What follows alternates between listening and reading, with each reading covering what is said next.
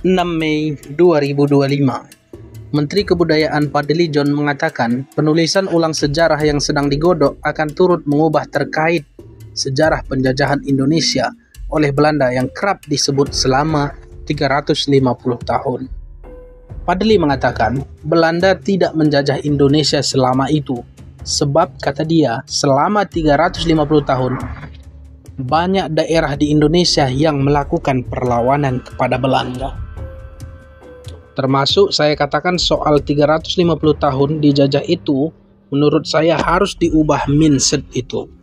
Nggak ada 350 tahun Indonesia dijajah.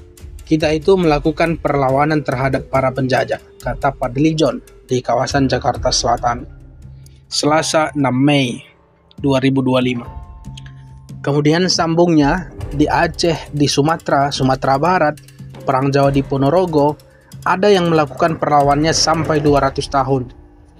Ada yang melakukan perlawanan sampai puluhan tahun. Jadi yang kita ubah itu bukan sejarah kita dijajahnya, tapi perlawanan yang harus kita tonjolkan, sambungnya.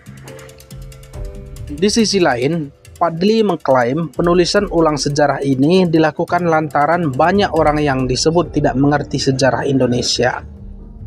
Terlebih, kata dia, Presiden pertama RI telah menyampaikan untuk jangan melupakan sejarah, atau kerap disingkat Jasmer.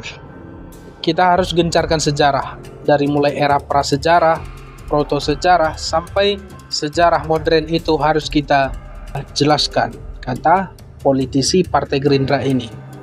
Kenapa sih? Justru yang perlu ditanya, kenapa takut dengan sejarah? Sejarah itu adalah bagian dari masa lalu kita.